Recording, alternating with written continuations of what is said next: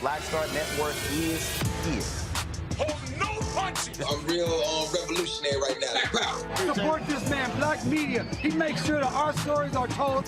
Thank you for being the voice of Black America, Roland. Stay black. I love y'all. All momentum we have now, we have to keep this going. The video looks phenomenal. See, this difference between Black Star Network and Black-owned media and something like CNN. You can't be Black-owned media and be scared. It's time to be smart. Bring your eyeballs home. You dig?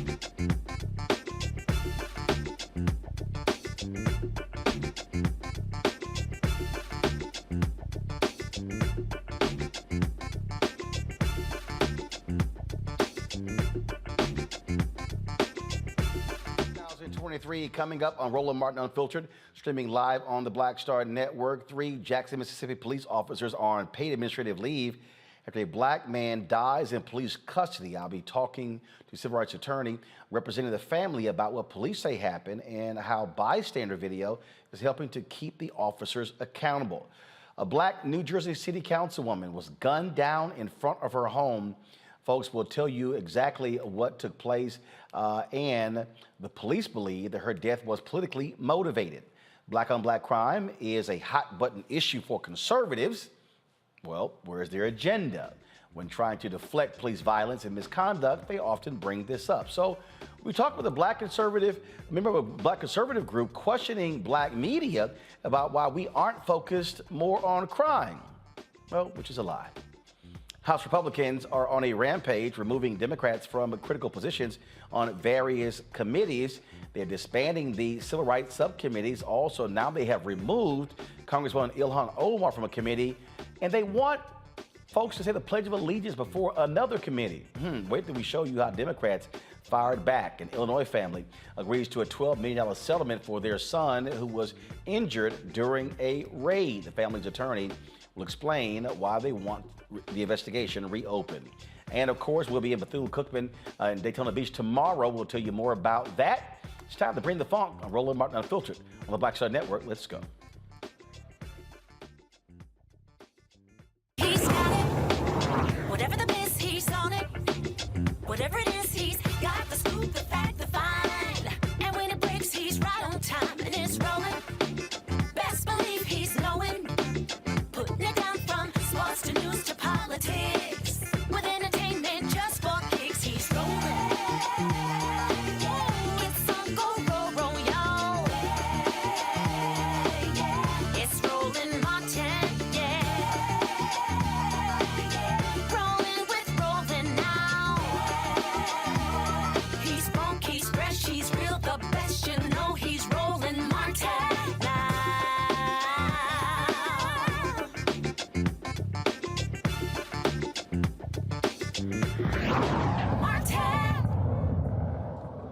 Folks, a Jackson, Mississippi family is searching for answers after a family member died in police custody.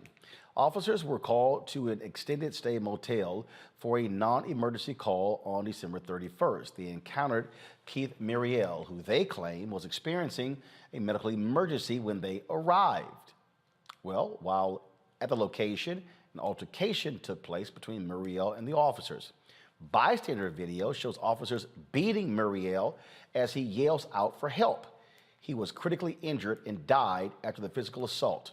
Now, Jackson police officers Avery Willis, Kenya McCarty, and James Land were placed on administrative leave. The Mississippi Bureau of Investigation is independently investigating this incident. The Jackson Police Department has opened an internal investigation.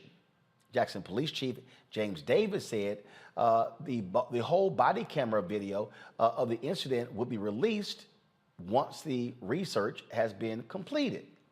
With us now is the family attorney for the Muriel family, Daryl K. Washington. Daryl, so they got there and it was a medical emergency. How does it go from the medical emergency to an altercation? Good question, Roland. First of all, the way it was reported as being a medical emergency. But we know in our investigation, it clearly was not a medical emergency. A medical emergency came about as a result of the force that was used by these officers. So they were not responding to a medical emergency. They was responding to a suspicious person in the parking lot. And that's why these officers were there. But as you saw in the Tyrese Nichols case, this case is almost identical, Roland. These officers got out the car and they immediately attacked Keith. So I think once this body cam footage is released, you're going to see that the narrative that's been given to the community is definitely not the proper one. I mean, it's just baffling to me again how they would say this. And then for the chief to say, well, we will wait to release the body cam footage once the research is complete. I'm sorry, it's been more than 30 days.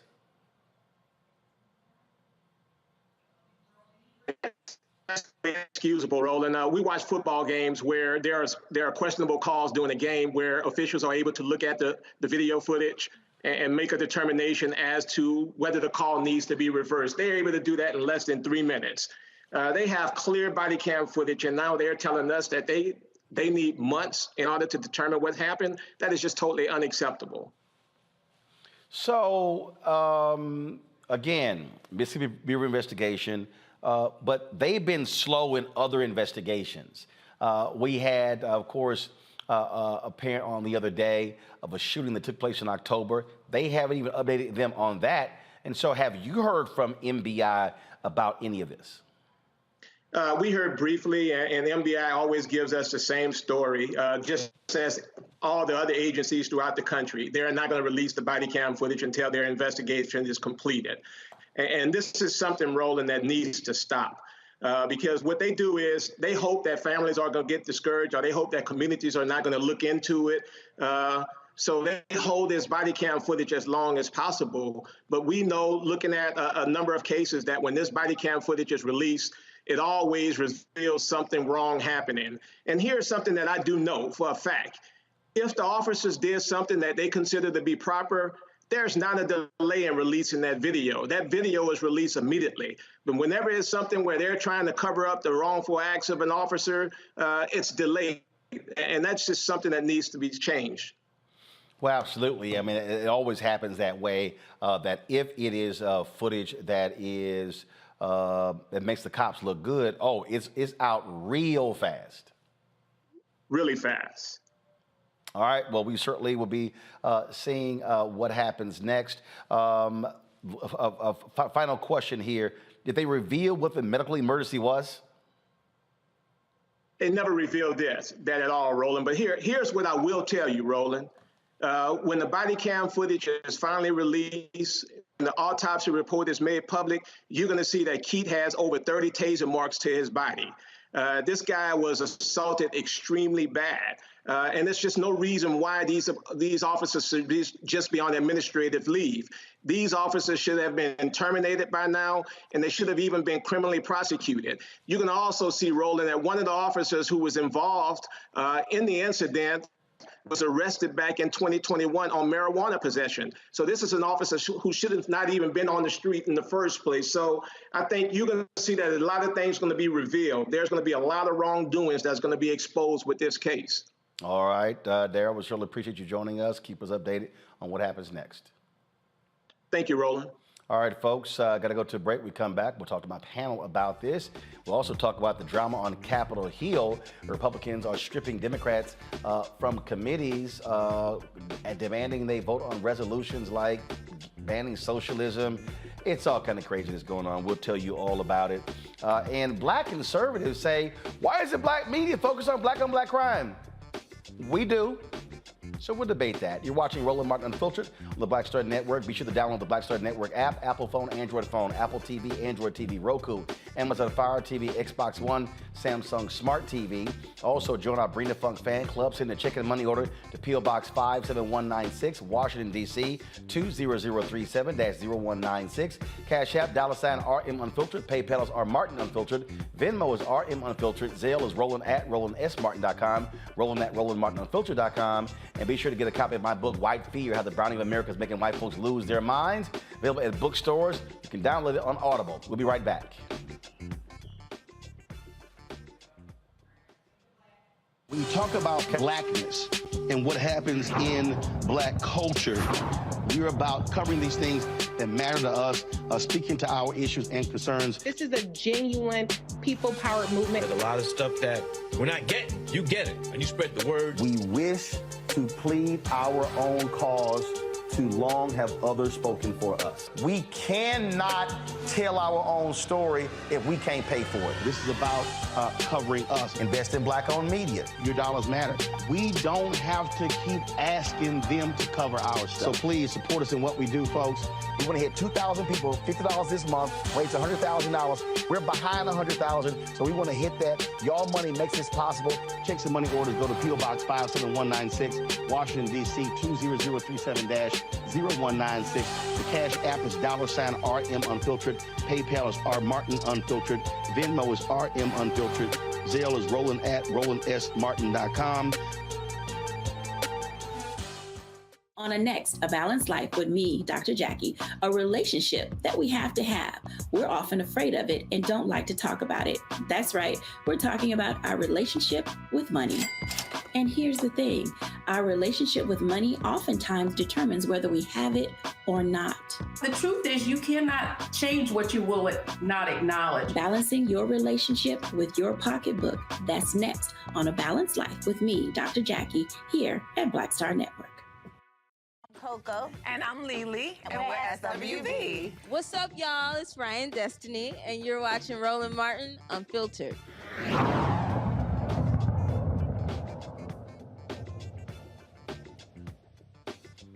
All right, folks, let's bring up my panel right now to talk about the case out of Mississippi and what we continue to focus on when we talk about police violence happening all across this country. Erica Savage, founder of the Reframe Brain, Reese Colbert, host of the Reese Colbert Show, Sirius XM Radio, Michael Imhotep, host of the African History Network Show. Glad to have all three of you here. Erica, I'll start with you. It is always laughable to me when we see these stories come up, and you have these police chiefs. Oh well, we'll have to wait till the investigation is done before we release the footage. As I said to Daryl, we all know if this was actually Muriel's fault, trust me, that body camera footage would have been out in the first 48 hours. Absolutely, Roland. And unfortunately, what we continue to see is this is why the public does not trust and is calling for the abolishment of what I call stormtroopers or police. When we look in, reading the story, there were so many gaps, understanding that historically police do lie. And so the story did not make sense. Was it a call for help? Why were they in the area? And then to hear that, one of the dispatchers said there's a report of a witness saying that they've seen a taser, that the officer then replies that, yeah, the taser had been deployed. But now we know up to 30 times that that's happened. So there's no accountability for stormtroopers, state-sanctioned terrorists killing citizens. There's no recourse for them lying to public, having press conferences that are riddled with lies. And so honestly, this leads to why do they have weapons? Why do they have tasers? Why do they have guns when it is very much so apparent that what type of engagement they'll have really depends on what the person looks like. And for Black people, for people of color, for people with disabilities, it always seems to be very lethal. So this is really yet another example of why public trust, and again, the calling for the abolishment of law enforcement continues to ring very loudly, especially in this country. Reese, we talked the story yesterday out of Chicago where these two cops beat this guy in a jail cell, and one got a 15-day suspension, one got a 10-day suspension. And again, what these folks do, they allow these cops to get away essentially with murder. They viciously beat people. It is very rare. I mean, what took place in Memphis, it's rare that the cops would be fired. It's rare that they would be fired, indicted, and arrested in 20 days. Just doesn't happen because these departments and these cities, they are about protecting these cops as best that they can in nearly every circumstance. Right. I mean, this is the way that the system is designed. It's not a fluke. It's not people running afoul of the system. The system is there to protect and actually encourage, by extension, this exact kind of behavior. And it's really disgusting that, you know, not only do these folks not only are they intent on inflicting this kind of violence and brutality, but they're intent on ensuring that the person is not able to survive.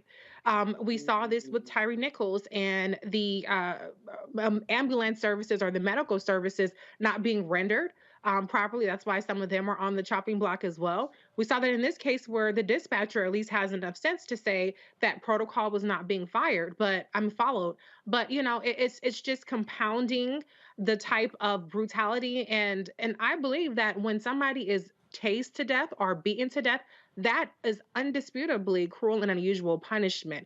And so it's obviously not just a matter of the militarization of cops. It's a matter of the brutality and the lack of humanity that these cops have in their spirit and in the way that they view Black people. You know, Michael, again, you know, I don't quite understand what the delay is. Something happened December 31st.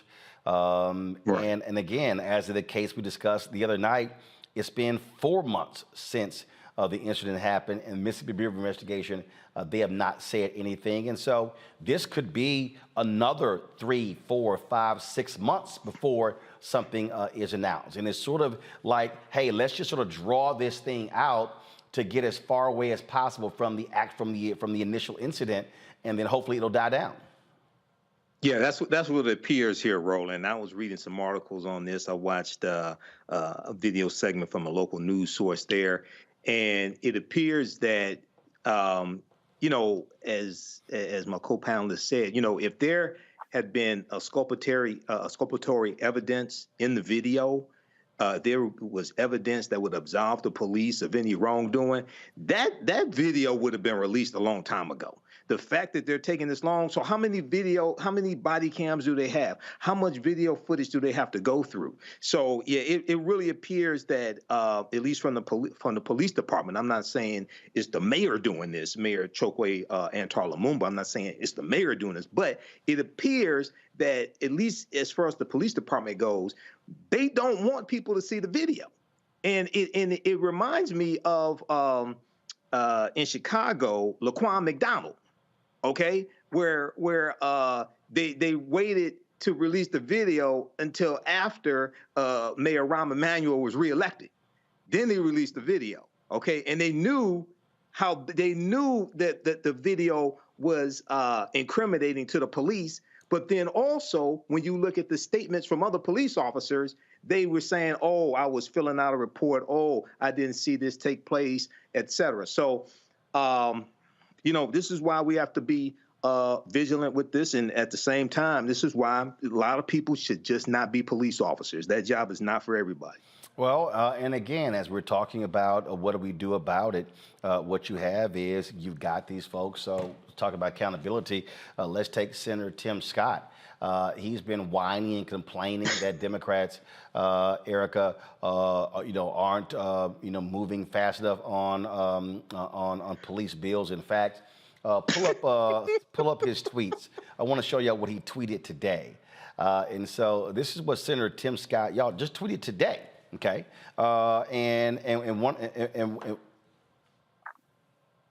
okay. First of all, we don't have the tweets. I told you how to pull the tweets. All right, let me just pull it myself. First of all, it's nuts, y'all. He said that it's going to be a non-starter with he called the progressive bill that was offered before will be a non-starter. Okay. Now, that's what he said. So here it is right here. All right, so y'all, here are the tweets right here. Resurrecting the House Progressive Police Reform Bill is a non-starter.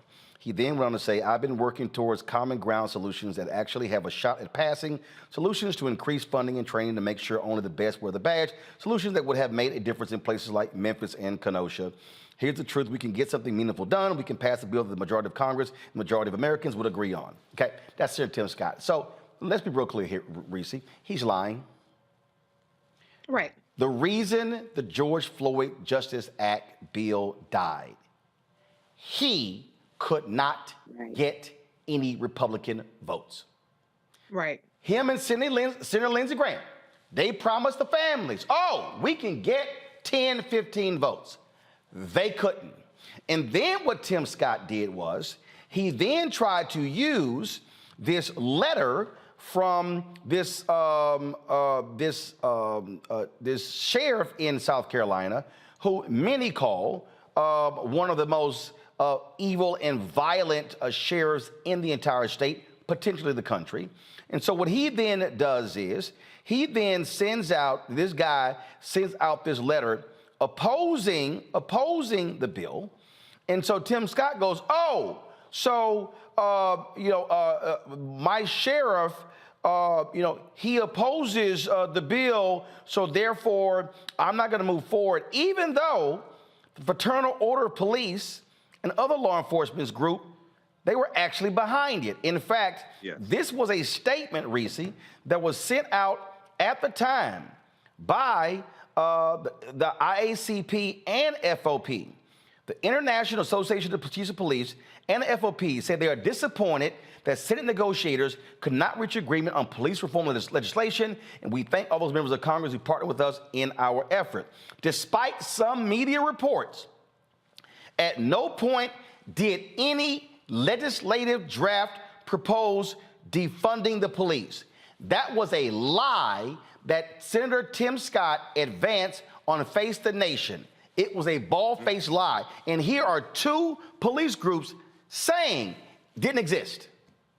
Right. But that's what Republicans do: lie, deflect, and gaslight. And it works because he was just reelected. So there's no incentive for them to not do these things. And what we saw while we begged and pleaded with people to please vote in November was we saw a legislative map, whether you look at the Senate or the House, that was ripe for actually getting the gains that we needed to pass the George Floyd Justice and Policing Act, to pass the John Lewis Voting Rights Act, and a number of things. And people stayed home and they shrugged their shoulders. And so the same zeal, the same justifiable outrage that people have when these cases pile up and they continue to pile up is the same energy that we needed for people to vote. Now we're stuck with a insane, unhinged Republican majority in the House and just one additional vote in the Senate where we really needed two. And so the prospects of the George Floyd Justice and Policing Act are not any better than they were the last cycle when we had both the House and the Senate and the White House. With that being said, that does not let Tim Scott off the hook. And he needs to quit draping himself in fake concern about criminal justice reform. And he needs to get the hell out the way. I think that you're not going to get the George Floyd Justice and Policing Act, but it is time for at least something, passing something. And training is just absolutely not the fucking answer. I'm sick of people saying that. Yeah, they keep throwing it out, and then he's like, oh, it's going to ban chokeholds. Dude, it goes even further than that. Got to go to a break. Hold tight 1 second. Folks, we'll be right back on Roland Martin Unfiltered on the Black Star Network. Don't forget, download our app, available on all platforms. We'll be right back.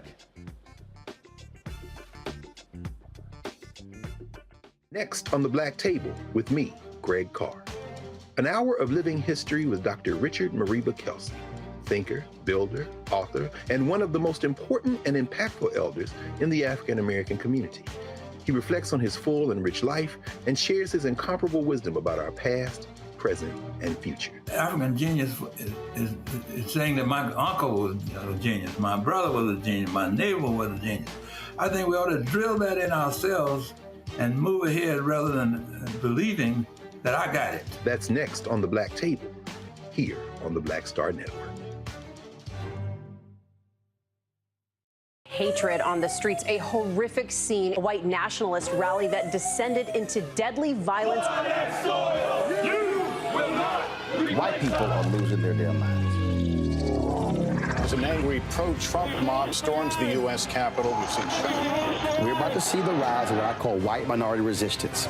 We have seen white folks in this country who simply cannot tolerate black folks voting. I think what we're seeing is the inevitable result of violent denial. This is part of American history. Every time that people of color have made progress, whether real or symbolic, there has been what Carol Anderson at Emory University calls white rage as a backlash. This is the rise of the Proud Boys and the Boogaloo Boys. America, there's going to be more of this. Here's all the Proud Boys, guys. This country is getting increasingly racist in its behaviors and its attitudes because of the fear of white people. The fear that they're taking our jobs, they're taking our resources, they're taking our women. This is white fear.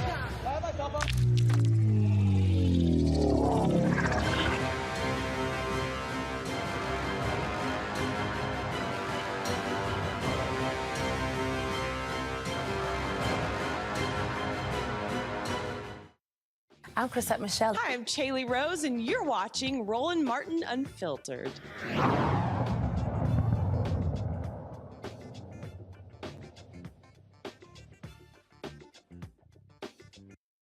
Folks, welcome back to Roland Martin Unfiltered right here on the Black Star Network.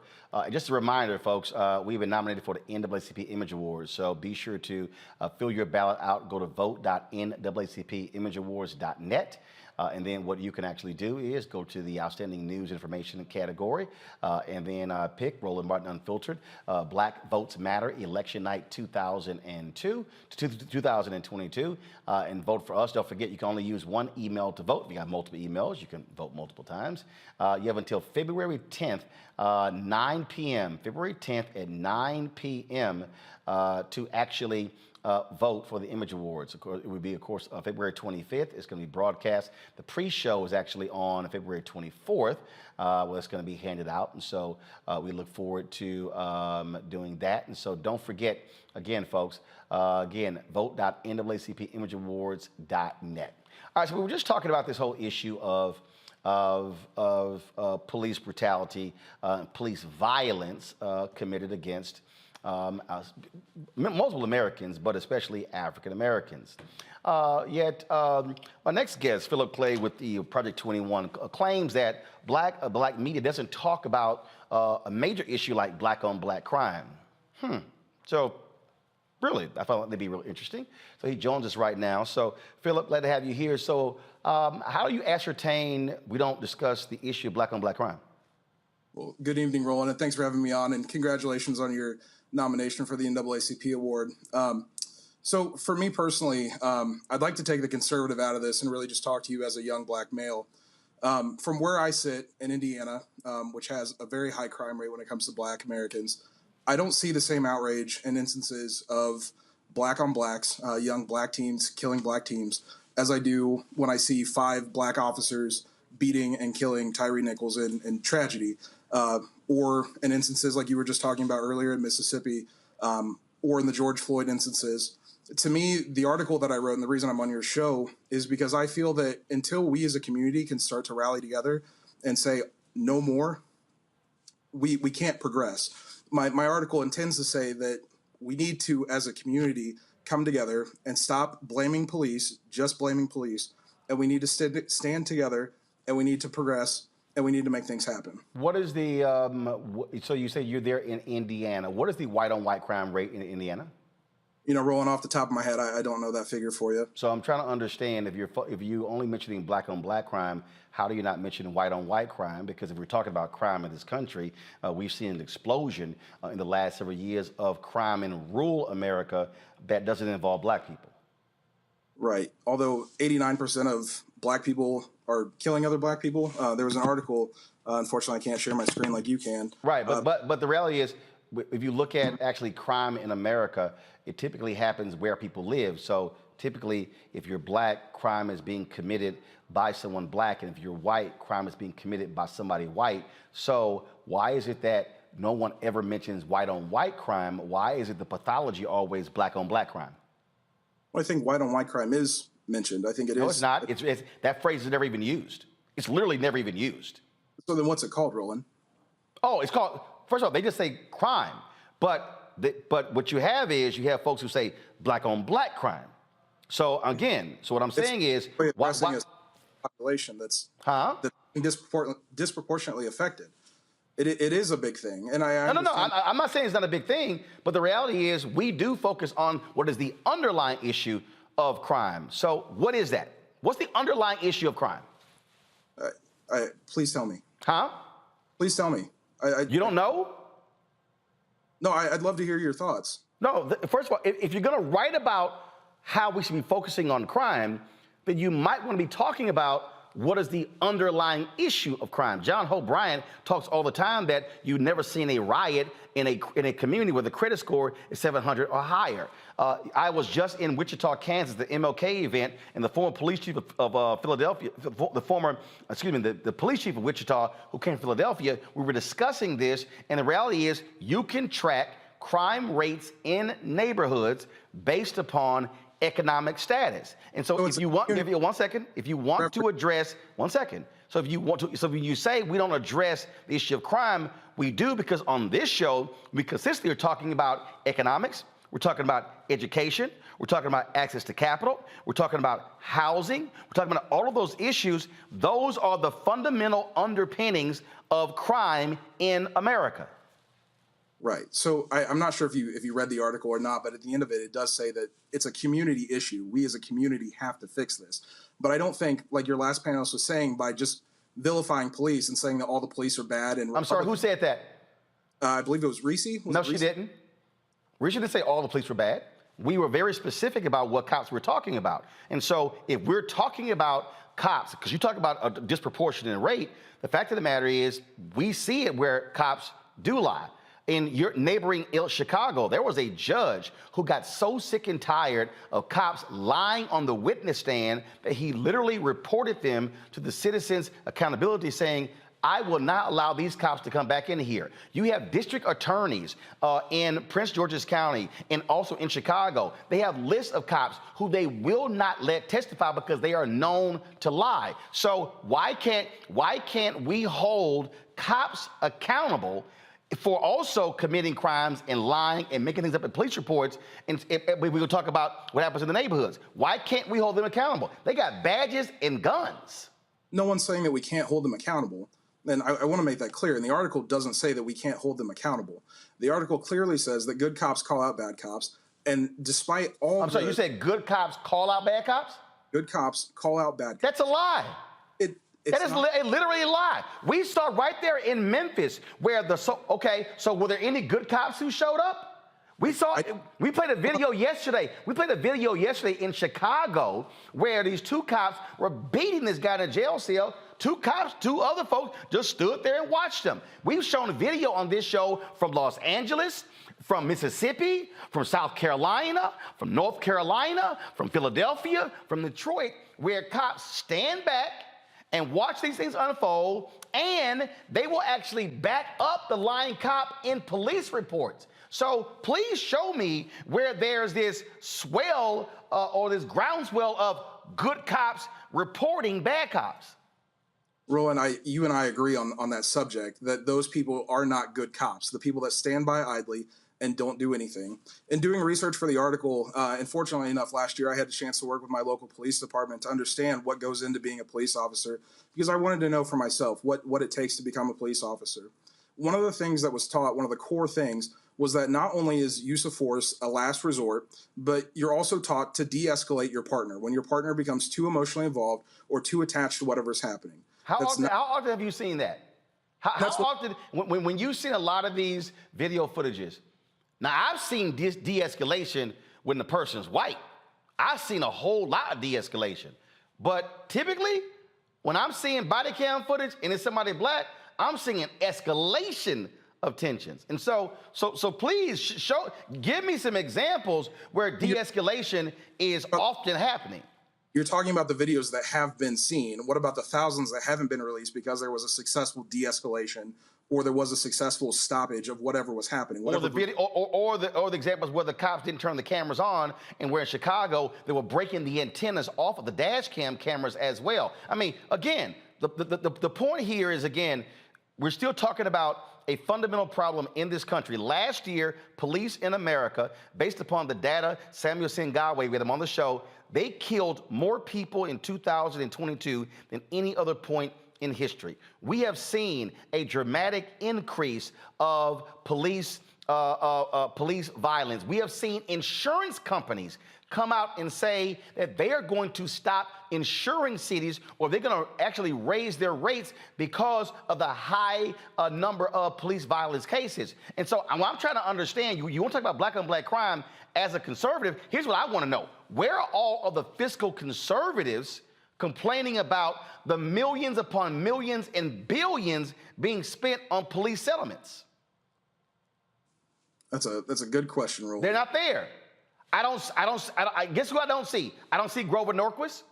I don't see, let me tell you something. Memphis is probably going to pay $20, $30, $40 million settlement. It's likely going to be higher than the George Floyd settlement. Do you know who I have not heard a lot on this? Governor of Tennessee, the Tennessee legislature. I've not heard Republicans in that state say this is gross and it's unfair. What you do see, though, you typically will see Democrats or you see the Black Caucus. What I'm still trying to say to you, we have on this show and in other black media discussions about black on black crime. What we don't do is fall for the pathology of Fox News and other places. We talk about what creates those conditions and what must be done to change those neighborhoods. And so what I want to know is, how are you in Project 21 advancing those issues and then calling on your fellow conservatives to support those very issues? Absolutely. I've spent the past couple of days being able to do press about this issue specifically. And the thing that's come out of it, and the thing I will stick to, is we have to be transparent, both in the community and on behalf of police departments or police departments themselves. There has to be open dialogue, and police departments have to show that whatever's being accused against them, levied against them, is not true. And the good cops do have to weed out the bad cops. And I understand that your thoughts on that, and you've made that point clear. But at the end of the day, there are still people that wake up every morning with their intention and their honor, and all they want to do is protect the people in the community in which they live and serve. But where are those? Why is it that when we need those good cops to show up, we don't seem to see them? And in fact, why is it? Because again, I've talked to many officers, and I've talked to black officers, and I've had black officers tell me the safest they are is when they got a uniform on. They say, but damn, when I don't have my uniform on, I don't trust my own department. Those are black cops. That's a departmental issue, and until people can actually go into those communities and start having those conversations and weeding out those bad chiefs of police, those bad officers, and working through that, it's going to continue to be the same. You do know that there have been reports showing the number of white supremacists that have infiltrated police departments nationwide, right?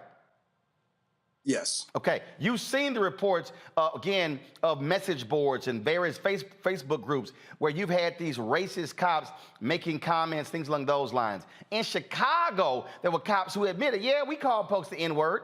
We freely throw it around. So if you're a black person in a Chicago community, why would you trust a racist cop? Hold on, I got to pay some bills. We come back. I want you to answer that question. Then my panel has some questions as well. You're watching Roland Martin Unfiltered on the Black Star Network. Hi, I'm Dr. Jackie Hood Martin, and I have a question for you. Ever feel as if your life is teetering and the weight and pressure of the world is consistently on your shoulders? Well, let me tell you, living a balanced life isn't easy. Join me each Tuesday on Black Star Network for A Balanced Life with Dr. Jackie. We'll laugh together, cry together, pull ourselves together, and cheer each other on. So join me for new shows each Tuesday on Black Star Network, A Balanced Life with Dr. Jackie.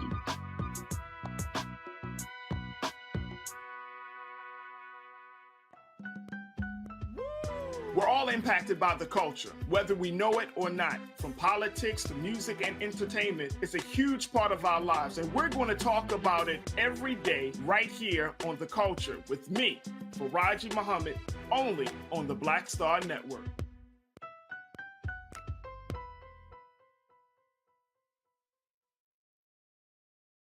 Next on Get Wealthy with me, Deborah Owens, America's Wealth Coach. Listen to this. Women of color are starting 90% of the businesses in this country. That's the good news. The bad news, as a rule, we're not making nearly as much as everyone else. But joining us on the next Get Wealthy episode is Betty Hines. She's a business strategist, and she's showing women how to elevate other women. I don't like to say this openly, but we're getting better at it. Women struggle with collaborating with each other. And for that reason, one of the things that I demonstrate in the sessions that I have is that you can go further together if you collaborate. That's right here on Get Wealthy, only on Black Star Network. I'm Bill Duke. This is Diala Riddle, and you're watching Roland Martin, Unfiltered. Stay woke.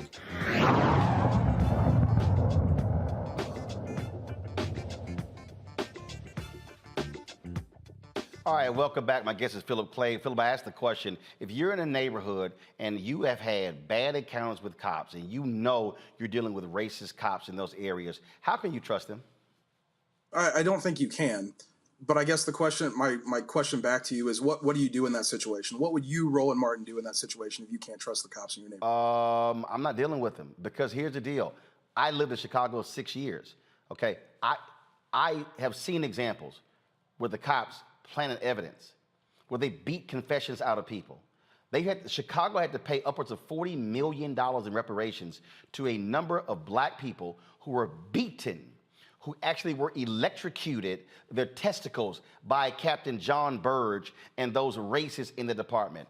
Chicago actually had a Holman Street location where they were holding people, depriving them of their due rights. Attorneys didn't even know where their clients were being taken. When the consent decree came down in Chicago, they admitted, oh yeah, we use the N-word. They admitted driving gang members from one territory to another and dropping them off to see if they actually lived, okay? We saw, again, under Trump, where Sessions tried to get rid of the consent decree in Baltimore. Cleveland's been under 2 consent decrees. But again, if we're gonna have a discussion about black on black crime, let's also at least say white on white crime, but let's deal with the issue of how do you address crime? You do not address crime with policing. You have to address crime in a holistic way, and unfortunately, Philip, Republicans and conservatives do not want to do that in this country. It's a matter of more jails, more police, more funding. Let's increase the funding, but not deal with the fundamental underpinning of crime in neighborhoods, which is poverty.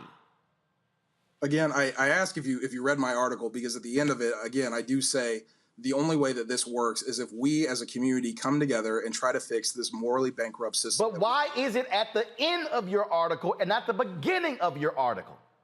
It's throughout, Roland. There's a lot to unpack in what happened. There's a lot to unpack in what happened in Mississippi. I'm sorry, not Mississippi, in Memphis. Let me go to my panel. Let's see, Reese, since he name-checked you, you get the first question or comment. Yes, I actually did read the article, and I have to say, I think it's appalling to use the brutal death of Tyree Nichols to advance propaganda as Black people as violent. You compared, you compared, I listened for the past 10 minutes without, whatever. So anyway, so you compared the cops to gang violence, which is more coded language, anti-Black coded language. And I do agree with you on that, though, because the police departments, like the ones that are out of control and need consent decrees, which as a member of Project 21, I'm sure you know that in their Black agenda is to do away with consent decrees, that the police officers often are like gang members. This just so happens to be Black gang members that are in the police department, and they just so happen to not get the protection of that blue line. But to your point that Black people don't care about Black on Black crime, that is completely false. I lived like Roland, I lived in Chicago, where every summer, and I'm appalled by violence, period, regardless of the race. But every summer, as soon as it got over 50 degrees on the radio all day, all you hear on every single radio station is stop the violence. leave the guns at home, don't kill anybody, don't shoot anybody. I remember very vividly when Hadia Pendleton, a young lady, a young teenager, went to the White House went to the Obama inauguration, and she was gunned down in Hyde Park. And First Lady Michelle Obama actually went to her funeral. And so this whole notion that Black people don't care about crime within our race is even more anti-Black and white supremacist. But my question to you is, how do you reconcile this notion that cops are inherently good and that we need to weed out the few bad rotten apples if you are part of a project that wants to do away with consent decrees and wants to federally enshrine qualified immunity? What I've been saying in this article, what I will continue to say, is at the end of the day, there are men and women who wake up every day who want nothing more than to serve and protect the communities in which they live in. That has been my stance. That will continue to be my stance. Black conservative, white conservative, Black Democrat, white Democrat, whatever. That's my stance. Okay, so but before I go to Erica, I have your article up. Go to my iPad, please. So here's the deal. Your lead in your article, you talk about working with local cops. Then you talk about you're not naive that your hometown in Indiana is Memphis.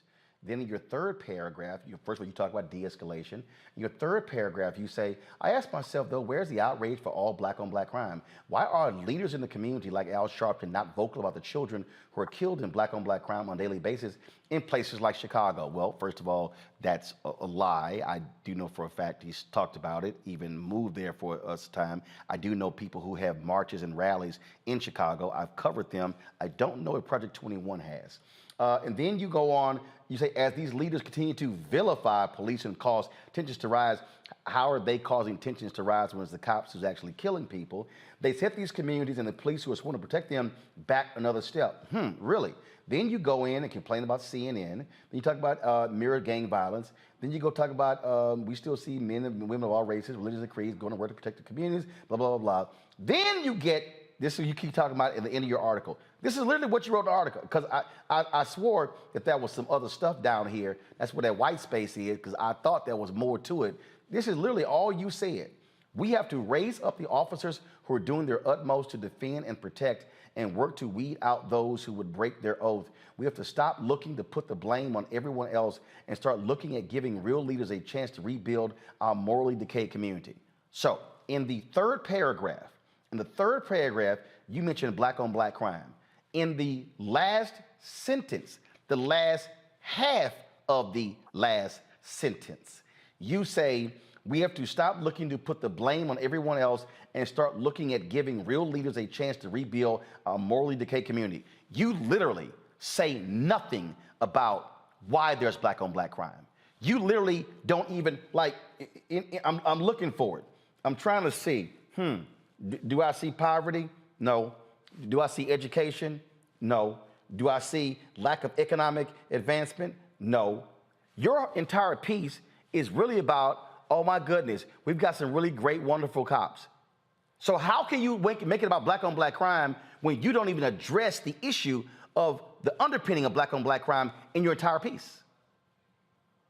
Again, Roland, my position is and will continue to be that I don't see protests in the street for children being killed in Chicago. You're a lie. I'm sorry. If you don't see it, Philip, that's because you choose not to see it. They have been protests. First of all, here's the question. Where are you in Indiana? Indianapolis. When the last time you been to Chicago?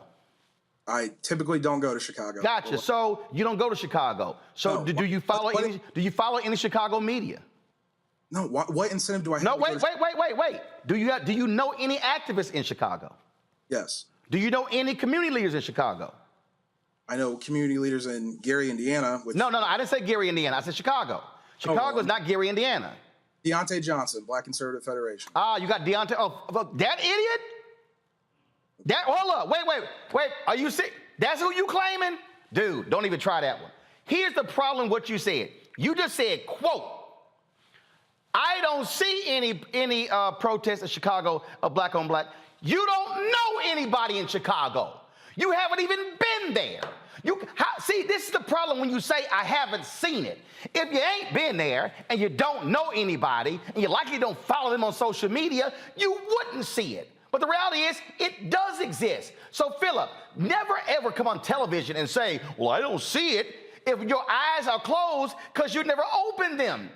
We have literally had the people on this show live from protests. So for you to say, well, I don't see it, you try to act like it doesn't exist. It does. So if you've never made the effort to find out that they are protesting, how can you then criticize folk for saying they're not protesting?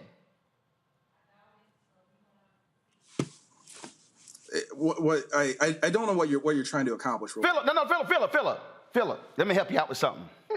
Let me just help you out with something, Philip. Usually I ask for help if I need. No, because you need some help right now, Philip. Like, you need some help real bad.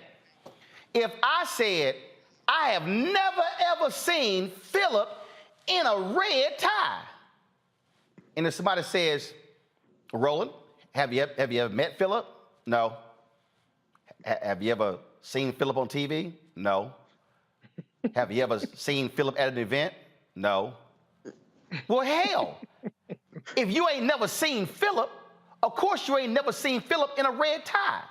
So how can you say people are not protesting black-on-black violence in Chicago, but they are, but, oh, you haven't seen it, and you've made no attempt to find out it exists. But let me ask you this question, and this is the second, I want you to answer that one too first. Why are you so worried about Chicago and you ain't focused on crime in Indianapolis? We are focused on crime in Indianapolis. So why are you bringing up Chicago, though? Because I'm sorry, go back to my iPad. I'm looking at your column. You simply state, I've had the opportunity to work with my local police department. You don't name it. You say, I'm not naive enough to equate my hometown in Indiana to Memphis. You don't name your hometown. And so why is it that, again, third paragraph, right here, why are leaders in the community, like Al Sharpton, not vocal about the children who are killed in black-on-black crime on a daily basis in places like Chicago? Why didn't you mention your city? I mentioned Indianapolis in all the radio interviews I've done. No. Why didn't you mention your crime in your city in your column? All right, let me do this better. Philip, what are you doing to solve the crime issue in Indianapolis? I want to hear specifics. Working with local police departments to bridge the gap between the police and the community. How?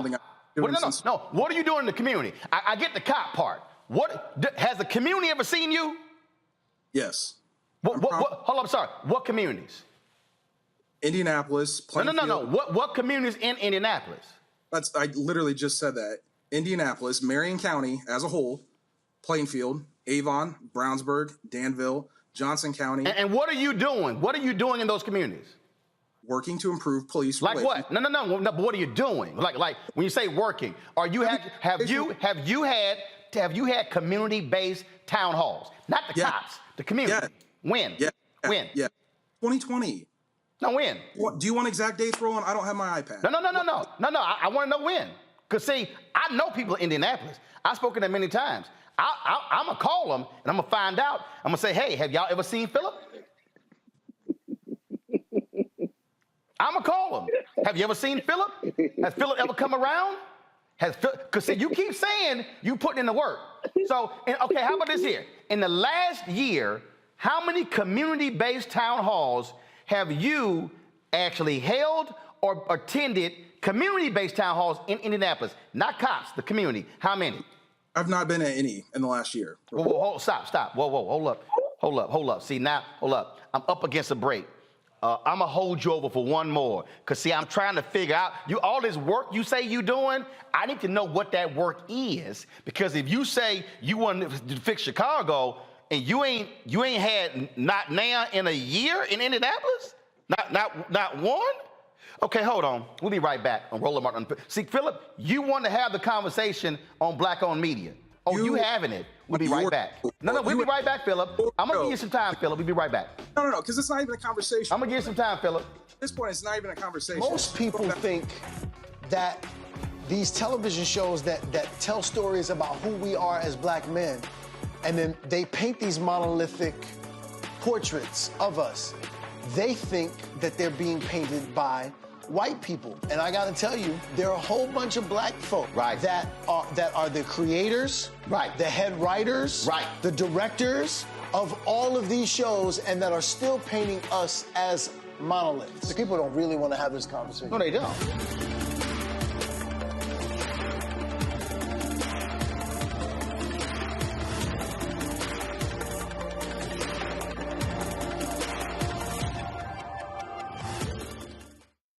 When you talk about blackness and what happens in black culture, we're about covering these things that matter to us, speaking to our issues and concerns. This is a genuine people-powered movement. There's a lot of stuff that we're not getting. You get it, and you spread the word. We wish to plead our own cause. Too long have others spoken for us. We cannot tell our own story if we can't pay for it. This is about covering us. Invest in black-owned media. Your dollars matter. We don't have to keep asking them to cover our stuff. So please support us in what we do, folks. We want to hit 2,000 people, $50 this month, raise $100,000. We're behind 100,000, so we want to hit that. Y'all money makes this possible. Checks and money orders go to P.O. Box 57196, Washington, D.C. 20037-0196. The Cash App is $RM Unfiltered. PayPal is R Martin Unfiltered. Venmo is RM Unfiltered. Zelle is Roland at RolandSMartin.com. Hey, I'm Arnaz Jake. Black TV does matter, dang it. Hey, what's up, y'all? It's your boy Jacob Lattimore, and you're now watching Roland Martin right now. Stay woke.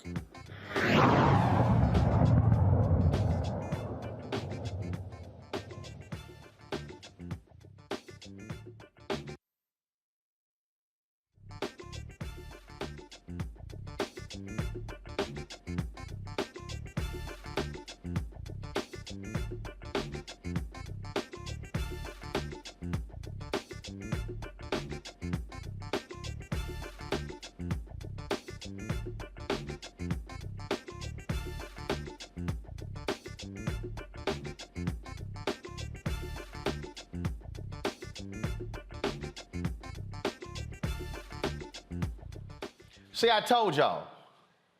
See? Don't mess with a grown-ass man. Philip didn't do his homework. See, Philip went on other people's shows who didn't question him. They didn't actually break down his article. I'm about to go to Erica and Michael. But see, oh, by the way, y'all, you know Philip hung up. You know Philip hung up. He hung up, and they've been calling him back, texting him. And I said, let him know he can talk for the first 2 minutes. But Philip hung up because he couldn't take that heat. Because see, y'all, see what happens is, see, Philip, the basis of his, see, y'all got to understand. The basis of Philip's article, oh, y'all don't discuss black on black crime. Okay, you want to have that conversation, Philip? Let's have that conversation. And y'all heard he kept saying, no, but I said at the end of my article, we as a community, we got to come together and solve the problem. Oh, but then when I asked Philip, when has the community seen you? Philip, well, I work with the cops, not the community. Oh, Philip, when did you last work with the community? Any town halls in the last year? No. What the hell you been doing? See, Erica, they don't like getting questioned on specifics. See, he was like, oh, you ain't let me talk. No, I let you talk because you can't answer my questions. That's the real deal. He couldn't answer the questions because he thought he was going to come on here and talk about how black media don't do this, and y'all don't discuss black on black crime, until I start questioning his ass on what he ain't doing. Period. And sent poor little Tink Tink home. But I'm glad that line of questioning came out, because if you look at his Twitter page, you can see how Philip Clay gets his bag. More importantly, I am very tired of people raising their platforms off of the backs and off of the pain of Black grief. And one of the things that I was going to ask him was, did he know what grief does to the first, did he know Tyree Nichols, his mother and father's name? and specifically his mother, who talked about how much Tyree loved her, how he had her name tattooed on his arm, and that's something that you don't mostly get from kids, especially young men, but he did that, and he was the youngest in his family and very well loved, a young father. And that on January 28th, he felt it fitting to pen 4 to 5 paragraphs of complete bullshit on the back and on the grief of Mrs. Rovon Wells. Completely disgusting. For someone that is either self-identified or has been told that he is a rising star in what is effectively known as the terror group, the Grand Old Party, the Republicans, do that in its own space, not off of Black pain. And I'm also glad, Roland, that you brought forward that PBS piece, because I had that in my favorites, and I pulled it up in that 2006 bulletin that the FBI published, heavily redacted, but spoke very, very clearly to not white supremacy, what it actually is, white nationalism, and that how folks that are a part of this movement literally terrorize Black and Latino communities. So I feel like whatever it is that Philip is looking to achieve, keep Black people name the hell out of your mouth, because I would love to hear his talking points when his face is pushed up against the ground and he's being tased. See, Michael, I know some real Black conservatives. I actually know some Black conservatives who are in communities that do the work. But see, Philip thought he could just sit his ass and bang out some comments, and the National Review put it up, and these white conservatives go, oh, we've got one of us, look at that. He's challenging Sharpton. Because see, what people don't understand, y'all, game recognized game. So they love throwing Sharpton's name. They love throwing out Chicago. So you see how I busted him on that. How you from Indianapolis, and you gonna mention black on black crime in Chicago, but what you don't mention is that most of the guns that where you have the crime committed in Chicago come from across the border in Indiana. Oh, I bet Phil don't want to discuss gun control though. See, this is the game they play. And see, this is the grift. That's why that fool mentioned that ignorant ass fool Deontay. That's why his little trifling ass won't come on the show with me. Because see, I schooled him like I did Philip, because they are not credible people. How can you talk about, well, we the community, we got to have new leaders, and he could not name a single community-based town hall that he was engaged in for the last year? Come on. Yeah, Roland, you know, I read the article from J. Philip Clay. First of all, when I saw he was from Project 21, I said, this is going to be some BS right now, because I was on with Reese when Craig DeLuce was on, and we tore his ass up. Okay, from Project 21 also. So I read the article, and just like you, Roland, I saw the white space at the bottom. So I thought it was a whole, right. 3, 4, 5 hell, wait a minute, hold on. I hit refresh because I thought only half of the article loaded. So I hit refresh, and I was like, hell, that's just white space. It ain't nothing down here. Exactly. I kept looking, and I said, wait a second, is this it? Because I printed up the article. It's right here, and I made notes because I had questions for him. So let me say this. I do think that he wants to save, you know, African-American lives, Black lives from violence, things like this. But he's grossly misguided. And one of the problems is when you have Black conservatives, especially young Black conservatives like him, one, they don't understand history, okay, number one. Two, one of the questions I was going to ask him is that did he know that from 1980 to 2008 that the majority of gang homicides in America were committed by white offenders? 53.3% were committed by white offenders. And from 1980 to 2008, the majority of gang homicide victims were white people, 56.5%. And what happens is the way the media presents these narratives and presents stories, they hide the quote unquote white on white crime that they don't want to talk about. Okay. And they keep, and it was great. It was basically white controlled media that created black on black crime. Because if they talk about white crime, they don't use the term white on white crime. But I encourage everybody to read this article from AtlantaBlackStar.com. It's called 9 Facts That Show White on White Crime Far Exceeds Black on Black Crime and How Media Outlets Conceal It. And then there's one of my favorite articles is from thinkprogress.org called from March 25th, 2015, called How News Outlets Convince You That Most Criminals Are Black. How news outlets convince you that most criminals are black. Now, this was a nationwide study of local news affiliates, NBC, ABC, CBS, and Fox News affiliates. And they looked at the news coverage that they did of stories that dealt with crime. And they found that African Americans made up disproportionately stories where they were the perpetrators, but it was disproportionate to their arrest rate. So we made up like about 51% of the arrests, but 75% of those stories dealing with crime. Got it. So this is the game that conservatives play. This is not Fox News. You need to know what you talk about when you come on this show. See, the thing here, Reese, this laughable. I don't see people protesting black on black crime in Chicago. Do you know anybody in Chicago? Nope. Do you follow anybody in Chicago? Nope. Have you been to Chicago? Nope. Well, of course your blind ass ain't seen nothing. But see, again, that's why you don't make stupid comments like that. And again, I'm still trying to understand, Reese, how can Philip be from Indianapolis, but he want to throw Chicago in? You know why? Because Chicago is the new N-word for Republicans. Chicago is the new N-word. Yep. Anytime something happens, wait a minute, what about Chicago? Well, what about Chicago? Well, what about Chicago? Philip, what about Indianapolis? Hello. And his profile says Plainfield, Indiana. I don't even know what that is, but it certainly isn't as catchy and flashy as Chicago. I'm trying to figure out, why is Chicago in it? You ain't been there. You ain't stepped foot in there. You don't know nothing about the Magnificent Mile, Garrett's Popcorn. There's a number of things that I would talk about in Chicago before I get to quote unquote black on black crime.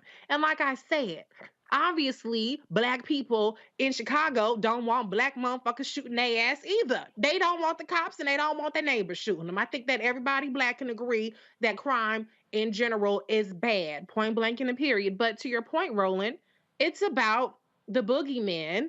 It's about this. It's like CRT is a word, as a euphemism. Woke is a euphemism for the white supremacist, white nationalist party to just say the N-word without saying the N-word. So he was very deliberate in talking about a place that he doesn't know. He did not know statistics, so you don't have data. You don't have even anecdotal evidence because you haven't been there. You don't know nobody from there, but you're talking about it like you have some kind of authority.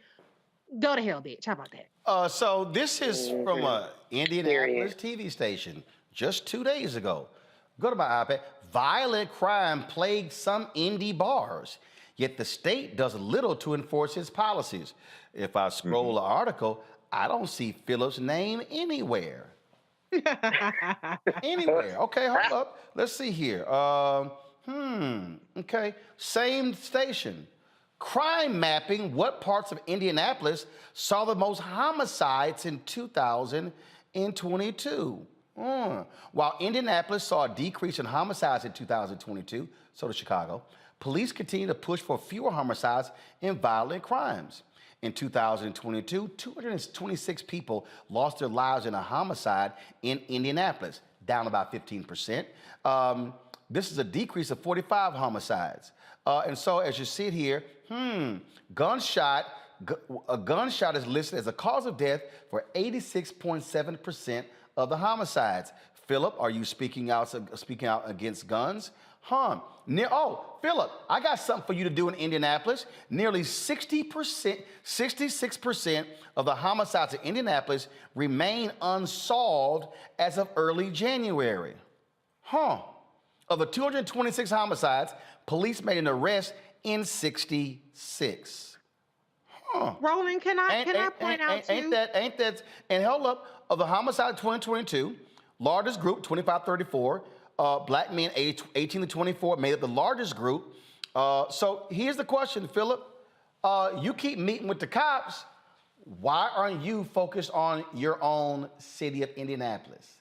You're not, Philip, because you know why? You don't give a damn about those communities. What you want to do is you want to make a point by trying to bring up, by taking a shot at Sharpton and at black leaders and black-on-black violence in Chicago. Reese, I'm over time, but I got 20 seconds to go. He lives in Plainfield, Indiana, which is a population of 34,000 and 87% white.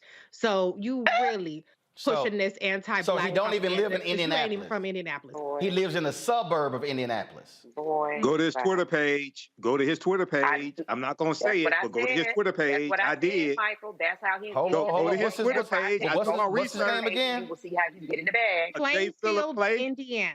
Was it J. Philip Clay? I didn't make that up. That's what he has publicly. J. Philip Clay. Hold on. I'm going to pull it up. Show his Twitter page on your screen. Here we go. Y'all pull it up right here. It says J. Philip Clay, everything you need. husband, father, Christian conservative. It says Plainfield, Indiana. Philip, scroll up to the picture. Philip, no, his tweets are protected. Philip, you don't even live in Indianapolis. Boy, bye. Philip, again. Philip, I just want to warn you of something. I just want to warn you of something, Philip.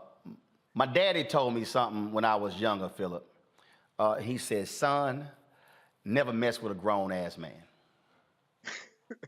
You can't slick a can of oil. He said, son, when you mess with a grown-ass man, and you're going to get a grown-ass whooping. Philip, you just got a grown-ass whooping. The next time you even attempt to challenge black-owned media, I want you to remember this ass whooping just like the one I got when my dad lit me up when I was in school. Philip, call Deontay. Y'all can cry together by messing with me. I'll be back.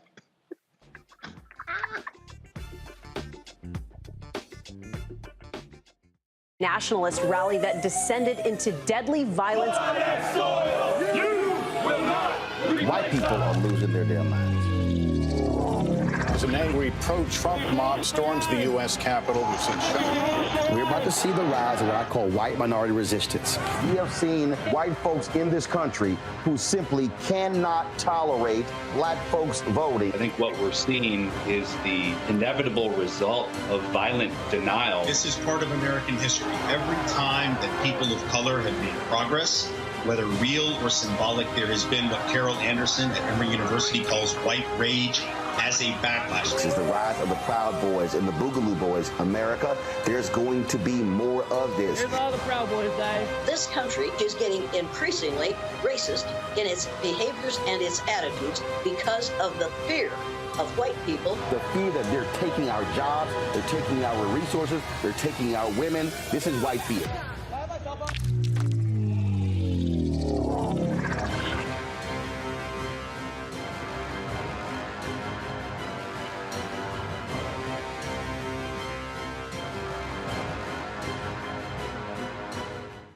Next on the Black Table with me, Greg Carr.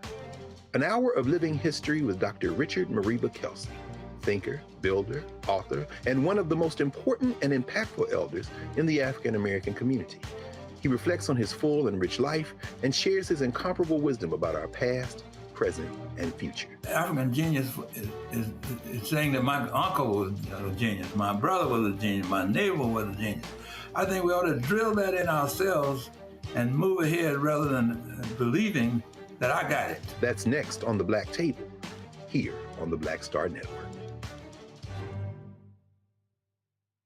Hey, I'm Amber Stevens-West. Yo, what up, y'all? This is Jay Ellis, and you're watching Roland Martin Unfiltered.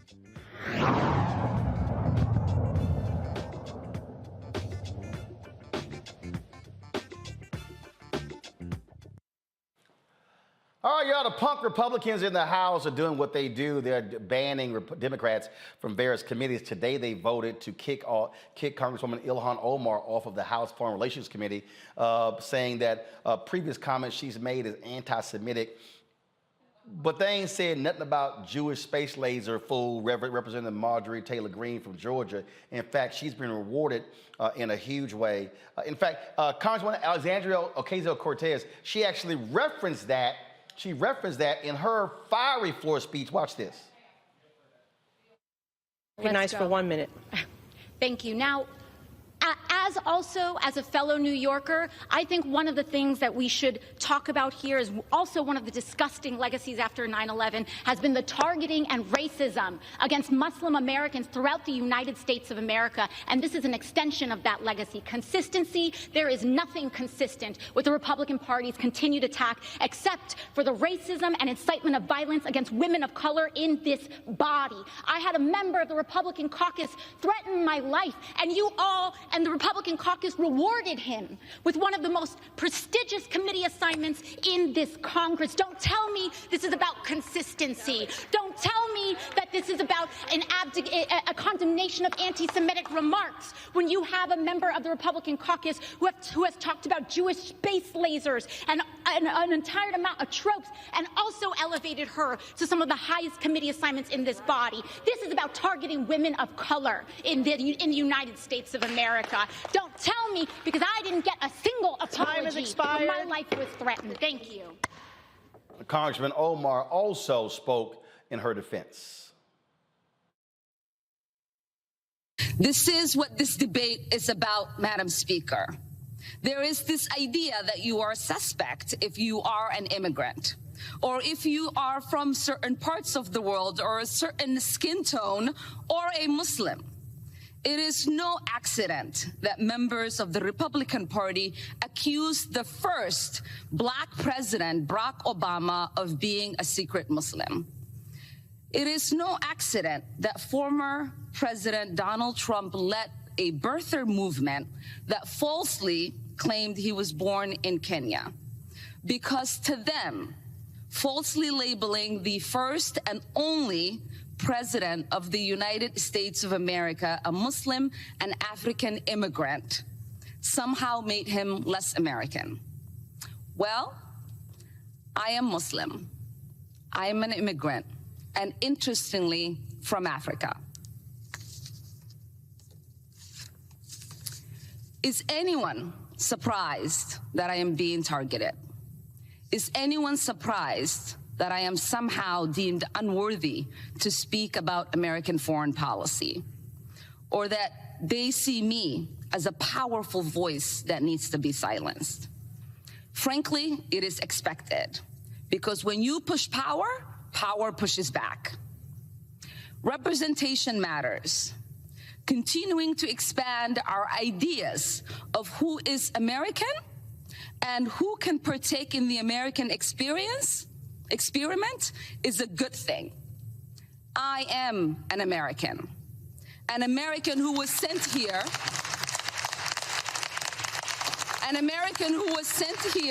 by her constituents to represent them in Congress, a refugee who survived the horrors of a civil war, someone who spent her childhood in a refugee camp, someone who knows what it means to have a shot at a better life here in the United States, and someone who believes in the American dream and the American possibility and the promise and the ability to participate in the democratic process.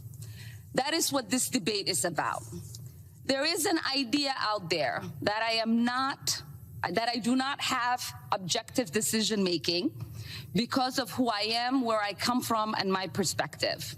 But I reject that. We say there is nothing objective about policymaking. We all inject our perspective, our point of views, our lived experiences, and the voices of our constituents. That's what democracy is about. So, pulling right now, Representative Jasmine Crockett of Texas joins us. Congresswoman Crockett, it is quite interesting to see on the other side Marjorie Taylor Greene pretty much at the right hand of Kevin McCarthy, the Speaker of the House, when she has made racist and anti-Semitic comments, and she's been rewarded for it. I mean, come on now, Roland. You know what it is. I don't even know why we're having this conversation as if we're shocked, right? The Republicans are doing what the Republicans do. And so many people were going to talk about Marjorie Taylor Greene, and they did talk about her. But you know what? I decided to go after George Santos. Most people probably don't know why George Santos ended up voluntarily leaving his committee assignments, because once again, it was an example of the hypocrisy, and it was slapping them right there in the face, right? And so I basically went on the floor and said, what was her crime, right? We know that there were crimes allegedly committed by George Santos, and I went through those crimes that he allegedly committed, and I said, it's interesting that he got seated, but she didn't. And so I want to know, what was her crime? But this is what we're going to get out of these Republicans. And for those people that believe that they are so woke, that they are done with the Democratic Party and they've decided that they're going to dig in on the Republican Party, I just hope that you are really woke and paying attention to what they're doing. Well, speaking of woke, they actually tried to go after Congresswoman Maxine Waters, wanting her to, there's some resolution dealing with socialism. I just found this to be lovely. Hit play. You're simply playing politics. You understand what this resolution is all about. Don't ask me silly questions. I told you, I'm a capitalist. I'm not like Donald Trump. I'm not like Republicans who claim to support this democracy, but at the same time refuses to condemn those who attempted to destroy this democracy. You need to talk with your leader, Donald Trump, about what he's doing, why he loves Putin so much, why he loves Kim Jong-un so much. You ask him the question. Okay, I know. So it's quite amazing. I've asked you to denounce Mao Zedong. I've asked you to denounce Joseph Stalin. I asked you to denounce, and you wouldn't denounce any of them. I asked you to denounce Donald Trump. Okay, you're making I asked you to denounce you're Donald making Trump. quite the intellectual leap. I'm talking about genocide and mass starvation. I asked you to denounce Donald Trump. Okay, he's not a communist. I asked you to denounce Donald Trump. This is quite the intellectual leap, ranking member. Let's talk about Venezuela. Let's talk about Donald Trump. Okay, let's talk about Venezuela. You answer my question. We are here talking about a resolution no? to condemn communism and socialism. Let's talk about Venezuela. Venezuela had the largest GDP before Chavez took over. Now they're literally eating their dogs because they cannot feed themselves. You want to denounce Donald Trump? I want you to denounce the Proud Boys. I want you to denounce QAnon. I want you to denounce the KKK. When you do all of that, then we can talk. Okay, so again, for the record, you've refused to denounce Mao Zedong, Joseph Stalin, Pol Pot, and Hugo Chavez. That's amazing. For the record, questions, don't ask me. Okay, so just to be clear, I asked you a question about Pol Pot, and you started talking. See, Jasmine, that's how you deal with these fools. Yeah, no, it's funny. One of the things that they wanted to do in this new session was they wanted this open rule. They wanted the ability to bring amendments to the floor instead of leaving it in the Rules Committee. It's interesting when they decide to use that and when they decide not to. It's not a blanket rule that they always do an open rule on these amendments, because I think they found out, oh yeah, the Democrats can introduce amendments as well, and that started to make them nervous. So on this resolution, which a resolution is nothing, like this is just more gamesmanship, right? Like this isn't law. So for everybody that felt like it made sense to vote for the Republicans because they were going to fix the economy, this is not them doing anything. This is something so that they can say that Maxine voted this way or Jasmine voted this way. But in the Rules Committee, what they tried to do is the Democrats tried to introduce an amendment to this socialism resolution that would say that we were denouncing fascism. Now, you tell me why that couldn't be included. I think we all know why it couldn't be included. I think we also know why they didn't want an open rule where we would add amendment on top of amendment on top of amendment, where we really did start defining hate. Because if there is a conversation that we need to have, the last time that I checked, the people that are going out and committing these mass shootings, they're not saying, hey, I'm a socialist, but plenty of them are proclaiming to be white supremacists. So if we want to get at something that is actually problematic in this country, then what we would do is talk about white supremacy. And that's why I applaud Auntie Maxine, because she's going to always bring them back to the point instead of going down the rabbit hole that they want to try to lead us down. We're not here for these kind of games. All right. Congresswoman Jasmine Crockett, it is going to be 2 years of this type of silliness, and I think it's important to mock them at every turn when they sort of throw that sort of stupidity out. Just like I just did Pola Tink Tink Phillip from Plainfield. He ain't from Indianapolis. He's from Plainfield. Absolutely. I look forward to doing it. You know, I serve on oversight, and Marjorie Taylor Greene and I had a very interesting interaction this week as I was simply trying to put in an amendment to bring back the Civil Rights and Civil Liberties subcommittee to oversight, especially in light of what we saw happen in Memphis with Tyree Nichols. It seemed very timely. It seemed like maybe the Republicans need a little bit better understanding as to why we need the George Floyd and Policing Act. Mm-hmm. It seemed like maybe this would be a good thing for us to discuss, and that would be the proper subcommittee. She proceeded to tell me that what happened in Memphis wasn't racism because all the officers were black, as if I addressed that at all. She also wanted to make sure that I knew that Ashley Babbitt's mother was in the back of the committee room. So, of course, she was ready with her prop, which is absolutely disgusting. And she wanted to tell me, but nobody's been arrested in that case. And she also wanted to tell me that the conditions that the January 6th rioters were having to suffer through when they were incarcerated pre-trial, as well as those that have been incarcerated as a part of their convictions, that they are deplorable. And so, yes, we absolutely need to talk about jail conditions. So I was thinking to myself, well, you may vote for my amendment, maybe for the wrong reasons, but hey, at least we can have a conversation. At least we'll get there. But of course, she did not vote for that. And instead, she just decided that she was going to draw this false equivalence. Of course. Between Tyree and Ashley Babbitt. Well, we all know Ashley Babbitt deservedly got shot for trying to break into the Capitol. And guess what? She wouldn't be dead if her ass wasn't trying to break into the Capitol. It's as simple as that. Congresswoman Crockett, we appreciate it. Thanks a lot. Have a good one.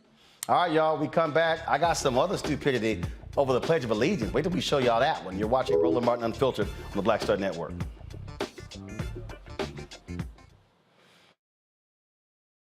Pull up a chair, take your seat at the Black Table with me, Dr. Greg Carr, here on the Black Star Network. Every week, we'll take a deeper dive into the world we're living in. Join the conversation only on the Black Star Network. Hi, I'm Dr. Jackie Hood Martin, and I have a question for you. Ever feel as if your life is teetering and the weight and pressure of the world is consistently on your shoulders? Well, let me tell you, living a balanced life isn't easy. Join me each Tuesday on Black Star Network for a Balanced Life with Dr. Jackie. We'll laugh together, cry together, pull ourselves together, and cheer each other on. So join me for new shows each Tuesday on Black Star Network, A Balanced Life with Dr. Jackie.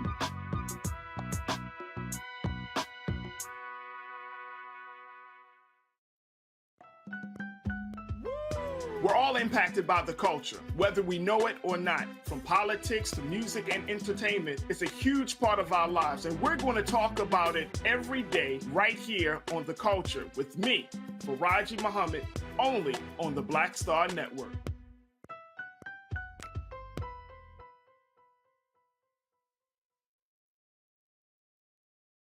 Hey, I'm Cupid, the maker of the Cupid Shuffle and the Wham Dance. What's going on? This is Tobias Trevelyan. And if you're ready, you are listening to and you are watching Roland Martin Unfiltered.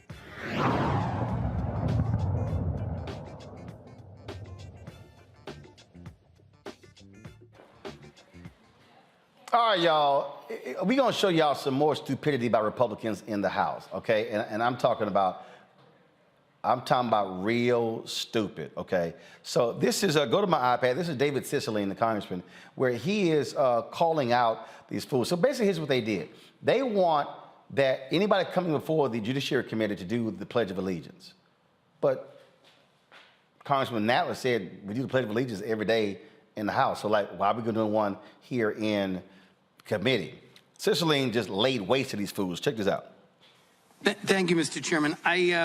You know, Mr. Issa just made reference to how important it is for us to display our commitment to the Constitution and to commit to defend it aggressively. So I'd like to offer an amendment to the amendment adding in the second paragraph where the chair may designate an individual to lead the Pledge of Allegiance, to add the following language. Provided, however, the pledge shall not be led by an individual who supported an insurrection against the government of the United States in any way. Because I think if we adopt this amendment, then we will be truthful in representing that stating this pledge is an affirmation of your defense of democracy and the Constitution. It's hard to take that claim seriously if, in fact, an individual who in any way supported an insurrection against the government of the United States is allowed to lead the pledge.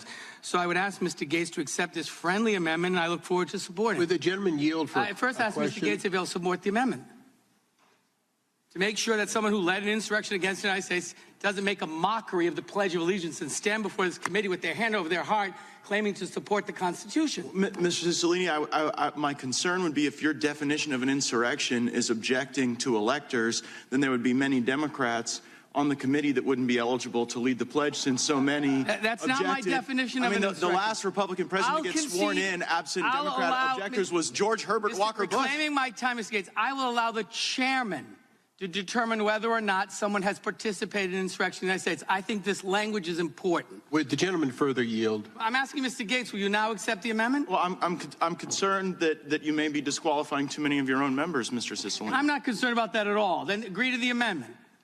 Let's make this real. If you want to give someone the right to stand before the House Judiciary Committee and lead the Pledge of Allegiance, at a bare minimum, let's guarantee that that person has not participated or supported or in any way helped an overthrow of the government of the United States. Would the gentleman yield? It's like a simple proposition. All right, Congressman Hank Johnson, he got in on this as well. Watch this. Most members are not present there, so it's not accurate to say we do the pledge every day or participate in the pledge every day. It may be offered, but you're not there for it. This is the work of the Judiciary Committee. This is the committee that has the charge of defending the Constitution and our fundamental freedoms and defending the very freedoms that the flag represents. And so it's a bit absurd to suggest we couldn't take 30 seconds at the beginning of this important work to do what should be done by all Americans. And so I think this is entirely appropriate. I wish we had done it 2 years ago. Yo, first of all, I'm laughing at these fools, Reese, because again, this goes to show you the idiots that are in the House and what they are doing, and exactly and how just absolutely nuts they are. Go to my iPad, please. This is Congressman Hank Johnson challenging them as well. I mean, I wish 2 years ago that on January 6th, that the insurrection never did happen. And I regret the fact that many members of this committee voted against certifying the election results based on the big lie. And they have continued to promote the big lie and undermine public confidence in our government. And so for us to, amidst these folks who supported the insurrection, to be forced to pledge allegiance to the flag, which should be something that none of us have any problem with, but it's just a matter of, it's ironic that this committee, the ones that would not comply with congressionally issued subpoenas, disrespected the rule of law, would now insist that each and every one of us on each and every hearing date come before this committee and pledge allegiance to the flag. I support the Pledge of Allegiance, but it's very ironic, and I just simply wanted to point that out, and with that, I yield back. Will the gentleman... I'll yield to the gentleman from New York. I think... Racy, again, we can look forward to 2 years of this level of stupidity. It's all about theater because the Republicans don't have any actual solutions. I mean, if we talked about things like their so-called fair tax plan, which basically is a regressive tax plan that would see everybody paying 30% at point of purchase for anything and the rich basically getting off scot-free. We're not talking about that. We're talking about this kind of stuff because they're good at the theater, they're good at the drama. But I think we should probably make it a proposal where if you're under investigation for sex trafficking or for dealing with Matt Gaetz. minors for sex, Matt. or a number of things that these Republicans are allegedly involved in, particularly Matt Gaetz, which is probably why his punk ass conceded to the coercion on the House floor when Kevin McCarthy was looking for an extra vote. That's the kind of criteria that we have. So I don't think that it's a very high bar to say that insurrectionists should not be pledging allegiance when you have insurrectionists like the former president of the United States that's under investigation for possibly selling state secrets, and people like Matt Gaetz and people like Marjorie Taylor Greene and so on and so forth, who are just general pieces of shit. Erica. Yeah, I 100% concur with everything my good sis Reese said. And then also to say, my parents and I were just recently on the House floor a couple of weeks ago and saw where a bullet pierced through one of the desks, thinking that this could have all have been avoided and averted had more people shown up at the ballot box, because Republicans broadcasted, they had published exactly their intention for this country, which is regression, which is to make sure full citizenship is only extended to those who are white and white adjacent.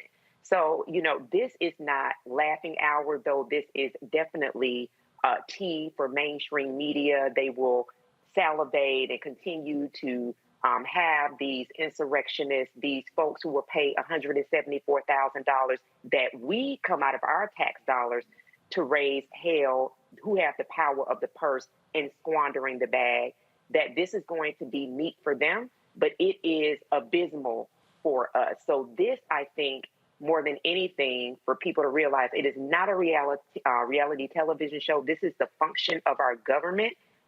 They think nothing of it, that their goal is to do the bidding of their father, the son of a Klansman. They're going to continue to do that, and that should be a concern to people and should be a reason that people are checking their voter registration every month and ensuring that next year, when it's time for us to return to the ballot box as a nation, that they're casting their votes to get these insurrectionists the hell up out of here. Michael, I think the way Congresswoman Waters handled them is exactly what every Democrat should do: throw it back in their faces. Absolutely. I saw the clip of Congresswoman Waters. Kudos to her. I saw Representative Cicilline and as well as Hank Johnson. Now, it is interesting that they want to recite the Pledge of Allegiance at the beginning of the session here in the Rules Committee, I think it is. I don't know how many Republicans know that, but the Pledge of Allegiance was written by a socialist named Francis Bellamy. They're against socialism, but the Pledge of Allegiance was written in 1892 by a socialist named Francis Bellamy. So one, they need to go do more research. Two, when we look at Tyree Nichols and we look at the protests that broke out across the country after the video was released of his killing, I sat there watching people in different cities march and protest, and they said they wanted the George Floyd Justice and Policing Act.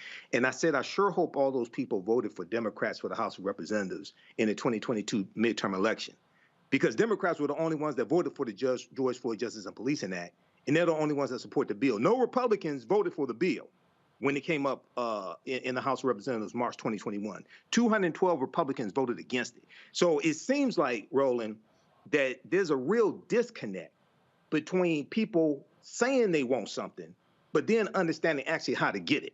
And then lastly, Section 3 of the 14th Amendment of 1868 bars those who have participated in an insurrection or given comfort to an insurrection in holding office as well. So they better be very careful what they wish for, because a lot of them, 139 of these traitors also voted in the House against certifying the 2020 presidential election results. So they better be very careful of what they wish for. Well, bottom line is, look, the polls already show the people say they aren't even governing.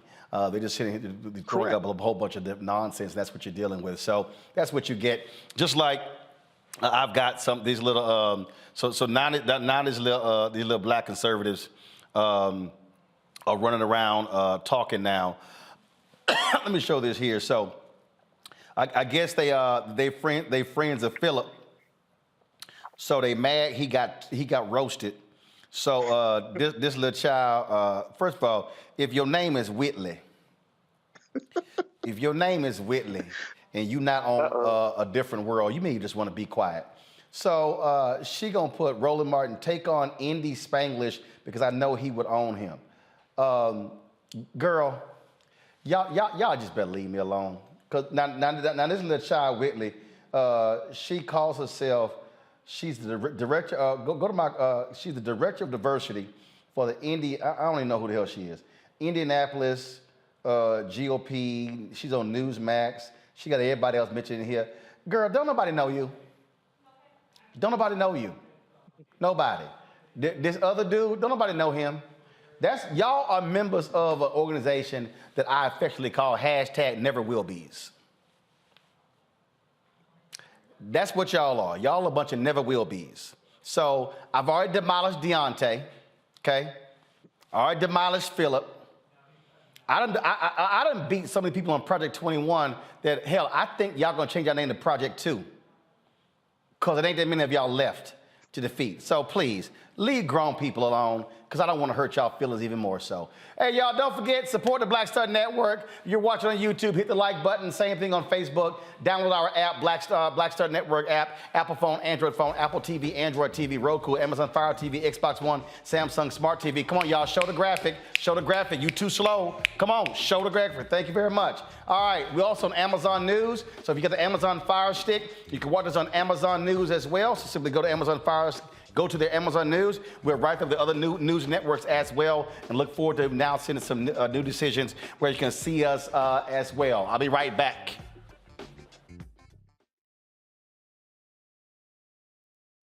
Next on Get Wealthy with me, Deborah Owens, America's Wealth Coach. Listen to this. Women of color are starting 90% of the businesses in this country. That's the good news. The bad news, as a rule, we're not making nearly as much as everyone else. But joining us on the next Get Wealthy episode is Betty Hines. She's a business strategist, and she's showing women how to elevate other women. I don't like to say this openly, but we're getting better at it. Women struggle with collaborating with each other. And for that reason, one of the things that I demonstrate in the sessions that I have is that you can go further together if you collaborate. That's right here on Get Wealthy, only on Black Star Network. Most people think that these television shows that tell stories about who we are as black men, and then they paint these monolithic portraits of us. They think that they're being painted by white people. And I gotta tell you, there are a whole bunch of black folk that are the creators, the head writers, the directors of all of these shows, and that are still painting us as monoliths. The people don't really want to have this conversation. No, they don't.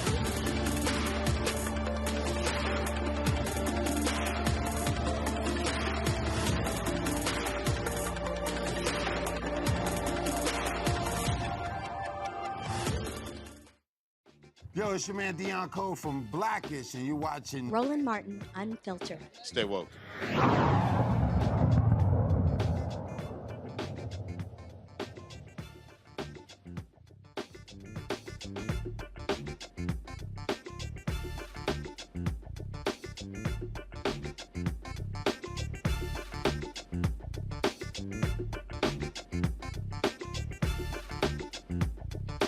Involved in a raid where a 12-year-old got shot has settled for $12 million. In 2019, Amir Worship was shot in the knee during a pre-dawn raid on his Markham, Illinois home. Worship is now 16. He's permanently disabled. He's had 5 knee surgeries and will require multiple knee replacements. Joining us now is the Worship family attorney, Zach Hofeld. So, Zach, this settlement here, does that cover his medical costs, or will they have to also pay for that going forward? It covers all the above, but real quickly, Roland, let me just start off by saying that back in early 2007, as an 18-year-old organizing intern with the Upstart Obama campaign, I used to always appreciate hearing your takes on CNN. And I know Al, who wanted to be able to join us, remembers you well from your WVON days. So appreciate that. It's really a pleasure to be with you. I appreciate that. The settlement, to your question, covered a lot. It covered not only Amir's past medical damages, and there was a ton in terms of the 5 surgeries, extensive physical therapies. It also covered the future medical care that Amir will require, not only in the coming year in terms of another surgery, but in the coming, lifetime.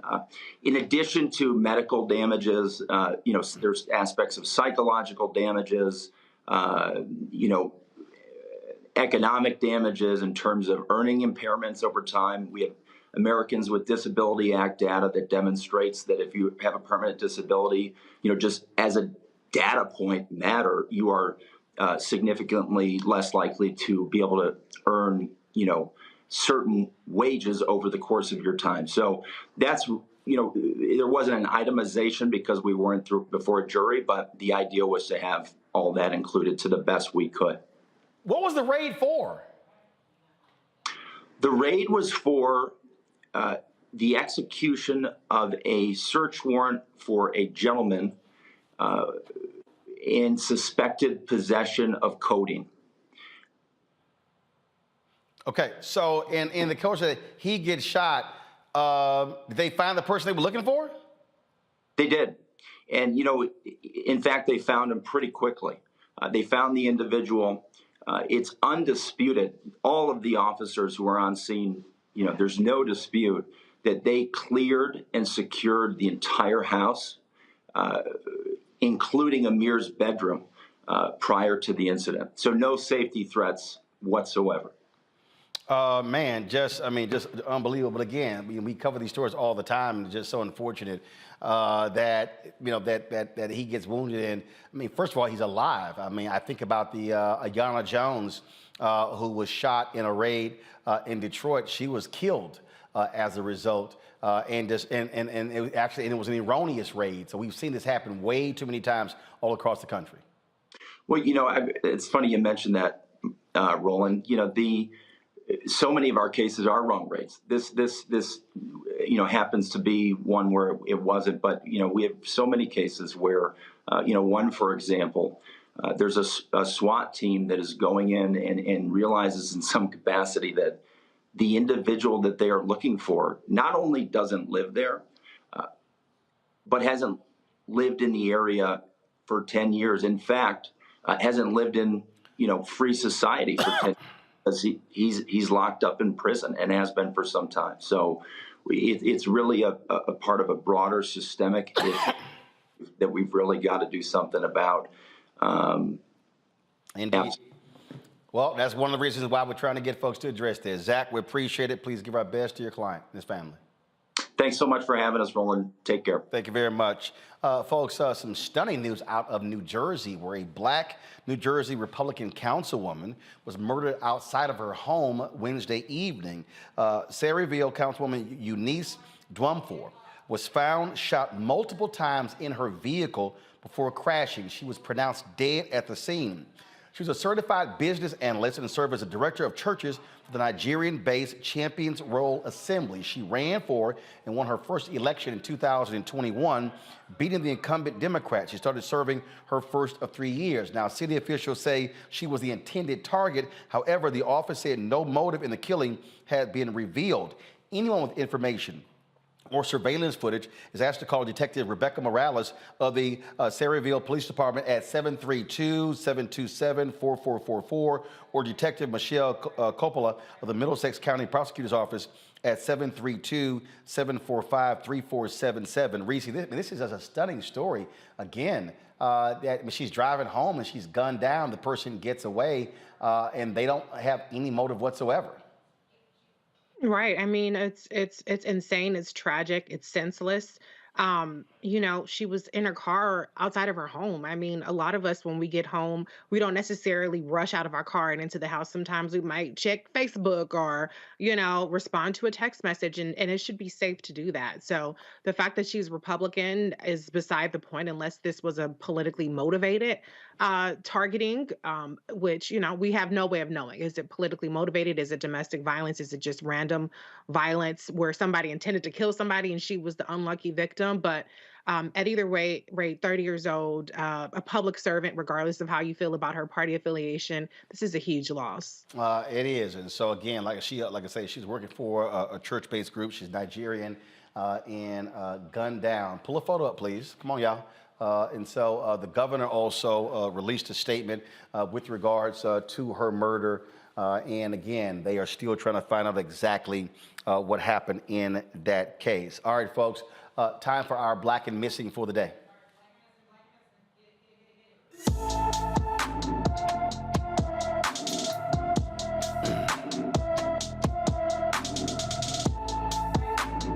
After this,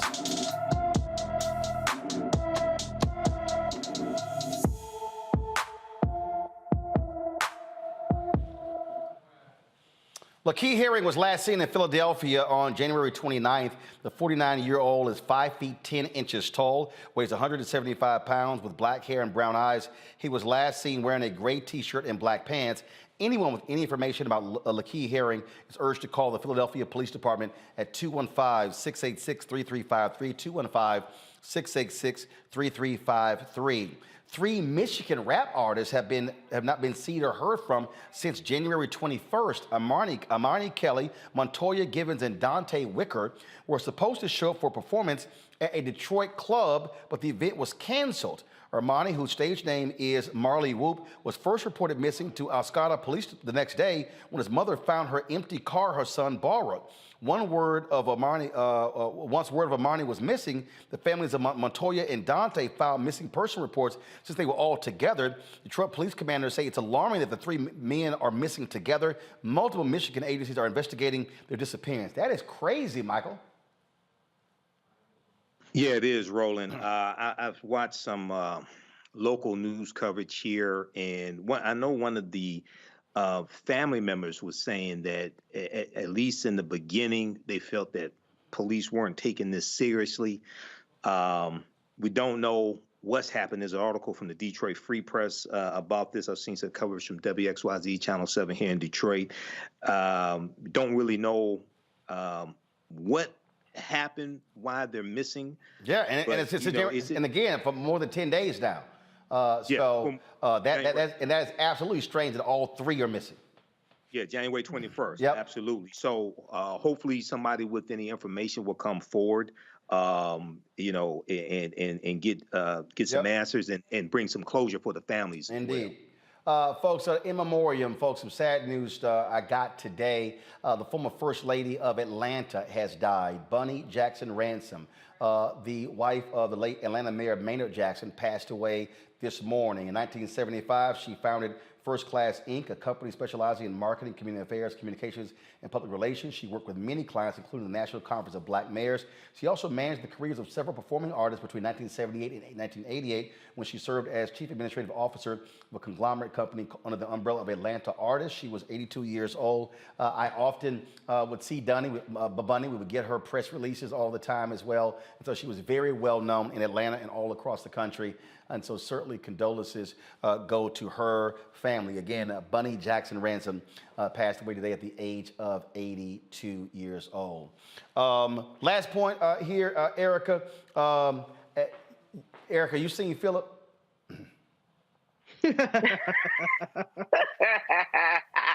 I'm just checking. I'm just wondering, have you seen Philip? Because I mean, he ain't returning our text messages. We hitting him back on Skype. And now he got some of his little other minions trying to say, that we need to go ahead and talk to him. And then one of these little fools, he out here. I don't know why they run their mouth. This little fool here talking about blacks aren't this weak victim that the media portrays, and people like Roland should. I love this here. People like Roland should be empowering the community instead of shifting blame to the white boogeyman. This fool clearly don't watch this show. Oh, my goodness. Lord have mercy. It's so sad. I'm going to make him Twitter famous. I'm going to make him Twitter famous in a minute, Erica. Yeah, but see, and I'm glad that you mentioned that, because, Roland, you and I have had a one-on-one conversation about this as well. When you talk about, the Twitter famous piece, and then people knowing that Reverend Al Sharpton, people knowing that Roland Martin, there's certain names that they know are going to give a lift and a boost, and it is a Batman signal. And so that's why I said, again, going back to originally what I said, if you look at his Twitter profile, you can understand the grip. You understand how he gets his bag. If people are not able to elevate their platform, especially someone who is either self-identified or has been donned as the 2022 RNC Rising Star, you should be able to do that on your own laurels or through that terrorist group that you are engaged with. So he came. He got what he came for, and he asked to come on. He did. Do your homework, player. Do your homework. Michael, real quick, your online class. You got 12 seconds. Go. Saturday, February 4th, 2023, Black Resistance Movements, Free Black History Month lecture by myself, Michael M. Hotep, 2 p.m. to 5 p.m. Eastern Standard Time. Visit theafricanhistorynetwork.com, theafricanhistorynetwork.com. Reese, Erica, Michael, I appreciate it. I'll see y'all tomorrow from Bethune, Cookman, and Daytona. Holla!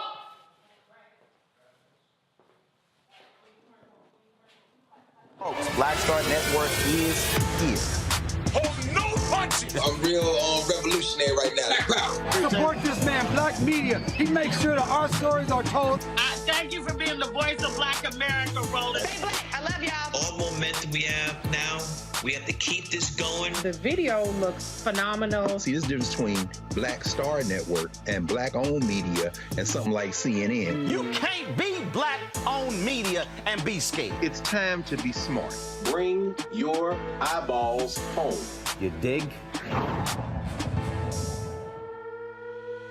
Pull up a chair, take your seat at the Black Table with me, Dr. Greg Carr, here on the Black Star Network. Every week, we'll take a deeper dive into the world we're living in. Join the conversation only on the Black Star Network.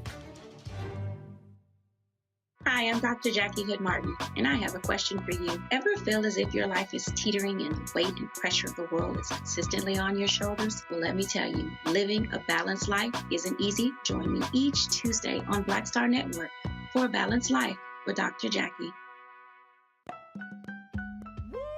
We're all impacted by the culture, whether we know it or not. From politics to music and entertainment, it's a huge part of our lives, and we're going to talk about it every day right here on The Culture with me, Faraji Muhammad, only on the Black Star Network. I'm Deborah Owens, America's Wealth Coach, and my new show, Get Wealthy, focuses on the things that your financial advisor and bank isn't telling you, but you absolutely need to know. So watch Get Wealthy on the Black Star Network.